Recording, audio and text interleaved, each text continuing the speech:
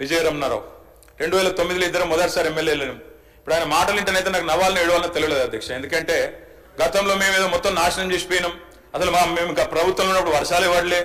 మరి మేము ప్రభుత్వంలో ఉన్నప్పుడు వర్షాలు ఇవ్వకపోతే వ్యవసాయ దిగుబడి ఎట్లా పెరిగింది అధ్యక్ష? వ్యవసాయ విస్తీర్ణం ఎట్లా పెరిగింది అధ్యక్ష? అధ్యక్ష ఇంకా గమ్మత్తు, విచిత్రమైన విషయం, నేను కావాలంటే ఇప్పుడే నాకు స్పీచ్ కూడా ఉంది. రేవంత్ రెడ్డి గారు ఇక్కడ కూర్చొని ఇచ్చిన స్పీచ్ అధ్యక్ష.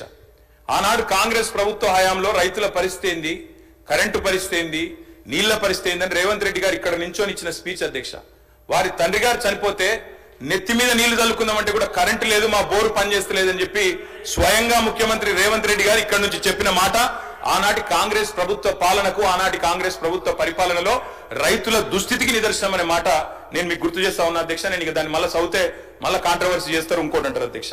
అధ్యక్ష వాస్తవం, తెలంగాణ రాష్ట్రం ఏర్పడ్డది 2014లో. 14కు ముందు నేను ఒక్కరిని నిందిస్తలేను అధ్యక్ష. ఆనాడు ఒక వెంకటరెడ్డి గారినో లేదా ఇంకోరినో నిందించట్లేదు, కేవలం ఆనాటి పరిస్థితులు మాత్రం చెప్పే ప్రయత్నం చేస్తా ఉన్నాం అధ్యక్ష. ఉమ్మడి రాష్ట్రంలో ఎద్దు ఏడ్చింది, తప్పకుండా వ్యవసాయము ఏడ్చింది. ఎద్దు ఏడ్చిన వ్యవసాయం బాగుండదంటారు. నిజంగా కూడా ఆనాడు చాలా దారుణమైన పరిస్థితి ఉండేది అధ్యక్ష. సాగు సంక్షోభంలో మునిగింది, అన్నదాత వెన్ను విరిగిన మాట వాస్తవం. దానికి నా దగ్గర లెక్కలతో సహా, ఎన్సీఆర్బి లెక్కలతో సహా ఉన్నాయి అధ్యక్ష.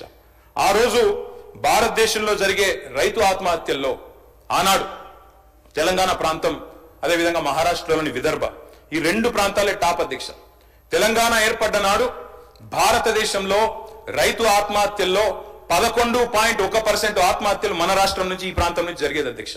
ఈ రోజు నేను గర్వంగా చెప్తా ఉన్నా అధ్యక్ష, గర్వంగా చెప్తా ఉన్నా, ఈ రోజు మేము మీకు ప్రభుత్వాన్ని అప్పచెప్పినాడు, మీరు మాకు అప్పచెప్పినాడేమో 11.1% రైతు ఆత్మహత్యల్లో తెలంగాణ వాటా. మేము మళ్ళీ తిరిగి మీకు అప్పచెప్పినాడు భారతదేశంలోనే అత్యల్పంగా 1.5%తో మీకు అప్పచెప్పినాం, రైతు ఆత్మహత్యలు తగ్గించినాం అనే మాట నేను గర్వంగా చెప్తా ఉన్నా అధ్యక్ష. దానికి కూడా ప్రామాణికం రేవంత్ రెడ్డి గారు అధ్యక్ష. ఇది ఆయన అడిగిన ప్రశ్న, ఆనాడు పార్లమెంట్ సభ్యుడిగా పార్లమెంట్ లో రేవంత్ రెడ్డి అడిగిన ప్రశ్న చదువుమంటే చదువుతా అధ్యక్ష.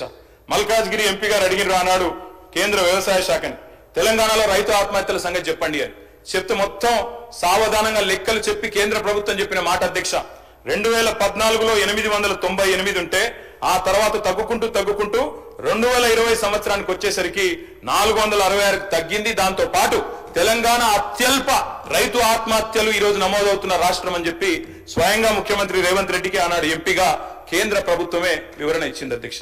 దాంతో పాటు అధ్యక్ష, ఎట్లెట్లా సాగు విస్తీర్ణం పెరిగింది, ఎట్లెట్లా రైతు ఆత్మహత్యలు తగ్గినాయి, ఆ లెక్కలు కూడా మొత్తం ఆర్బీఐ లెక్కలు నేను గౌరవ సభ్యులకు మీ ద్వారా పంపుతాను అధ్యక్ష. దయచేసి వారికి ఇవ్వాలని చెప్పి కూడా నేను కోరుతా ఉన్నాను అధ్యక్ష. ఆ రోజు పరిస్థితి ఏంటంటే నెర్రెలు బారిన నేలలు, ఆనాడు ఎండిపోయిన చెరువులు, చిన్న నీటి వనరులను పట్టించుకోలే, కరువు, కన్నీళ్లు, అప్పులు, ఆత్మహత్యలు. ఇది వాస్తవం అధ్యక్ష. ప్రాజెక్టులు లేవు తెలంగాణ ప్రాంతంలో, సాగునీరు లేదు, బొక్కబోర్ల పడే పరిస్థితి. మూసంపల్లిలో నల్గొండ కాన్స్టిట్యున్సీ అధ్యక్ష, రామరెడ్డి గారు అంటారు అధ్యక్ష, ఆయన ఒక్క రైతు 57 బోర్లు వేసిండు అధ్యక్ష ఆయన పొలంలో. ఆయన పేరే ఊళ్ళో బోర్ల రామరెడ్డి అయిపోయింది అధ్యక్ష. అట్లా కరెంటు కోతలు ఒకవైపు, కాలిపోయే మోటార్లు మరొక వైపు, పేలిపోయే ట్రాన్స్ఫార్మర్లు మరొక వైపు, అర్ధరాత్రి వచ్చే కరెంటు కోసం ఆనాడు కరెంటు పెట్టబోయి షాపు చచ్చిపోయిన రైతులు లెక్క తీస్తే అదే చాంతాడంత ఉంటుంది అధ్యక్ష. ఇక విత్తనాలు వంచుడు పోలీస్ స్టేషన్లల్లో, ఎరువులు వంచుడు పోలీస్ స్టేషన్లలో, ఎందుకంటే బయట పెడితే చెప్పులు లైన్లో పెట్టుకుని నిలిచే పరిస్థితి అధ్యక్ష.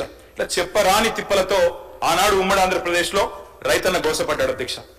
గోరేటెంకన్న గారు అధ్యక్ష, ఈ రోజు మన ఎమ్మెల్సీ, ప్రజా కవి, వారి మాటలు చెప్పాలంటే అధ్యక్ష, సేతానమేడుందిరా తెలంగాణ శైలన్ని బీల్లాయరా అని చెప్పి ఒక కవి, ప్రజా కవి తన రైతు ఆవేదనను రైతు బిడ్డగా చెప్పే పరిస్థితి చేసినాడు అధ్యక్ష. చేను గట్ల మీద స్వయంగా ఆత్మహత్యలు మనం చూసినాం అధ్యక్ష గతంలో ఉమ్మడి ఆంధ్రప్రదేశ్ లో. ఆనాడు ఆత్మహత్యలకే కేర్ ఆఫ్ అడ్రస్ గా మారిపోయిన పరిస్థితి మా విప్ గారు లేచినారు అధ్యక్ష. వారికి కూడా నేను గుర్తు చేస్తా ఉన్నా, మా సిరిసిల్ల జిల్లాలో వెంకటాపూర్ అనే గ్రామం ఉంటుంది అధ్యక్ష. వెంకటాపూర్ గ్రామంలో మునిగే ఎల్లయ్య అనే ఒక దళిత రైతు అధ్యక్ష, ఎరువుల కోసం లైన్ లో నిలబడి అక్కడనే మూర్ఛ వచ్చి కుప్పగూలి 2012-13 సంవత్సరంలో చచ్చిపోతే ఆనాడు మంత్రిగా శ్రీధర్ బాబు గారు, ఎమ్మెల్యేగా నేను ఇద్దరం కలిసిపోయినాం అధ్యక్ష. ఆ కుటుంబంలో విశ్వాసం నింపే ప్రయత్నం చేసిన, నేను విమర్శ చేస్తలేను అధ్యక్ష.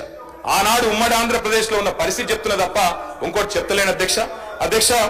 ఆనాటి పరిస్థితి ఒక మాటలో చెప్పాలంటే అధ్యక్ష, ఐఎమ్ నాట్ యీల్డింగ్. మంత్రి గారిని చెప్పమనండి, అది పద్ధతి. నేనేం విమర్శ చేస్తలేను అధ్యక్ష. గోరేటెంకన్న గారి పాట అధ్యక్ష, కాంగ్రెస్ పార్టీ ఆనాడు 2004లో అధికారంలోకి రావడానికి ఆలంబనగా మారింది. పల్లె కన్నీరు పెడుతుంది అంటూ ఆనాడు రాజశేఖర రెడ్డి గారి నాయకత్వంలో రాష్ట్రం మొత్తం ఆ పాట హోరెత్తింది. అల్టిమేట్ గా కాంగ్రెస్ ప్రభుత్వం అధికారంలోకి వచ్చింది అధ్యక్ష. ఇది వాస్తవం, నేను చెప్పేది ఏది కూడా అవాస్తవం కాదు అధ్యక్ష, నిజం చెప్తా ఉన్నా. తెలంగాణ పల్లె ఆనాడు కన్నీరు పెడుతుంది అంటూ మనం పాటలు పాడుకున్నాం అధ్యక్ష. తద్వారా ఉమ్మడి ఆంధ్రప్రదేశ్ లో మనకు జరిగిన అన్యాయం గురించి చెప్పుకున్నాం అధ్యక్ష. అట్లాంటి అధ్యక్ష ఈ రోజు రైతు భరోసా పైన షార్ట్ డిస్కషన్ లో జరుగుతున్నటువంటి అంశంలో గౌరవ వ్యవసాయ శాఖ మంత్రి తుమ్మల నాగేశ్వర్ గారు ఇచ్చినటువంటి సందర్భము ఆ అంశంపైన చర్చ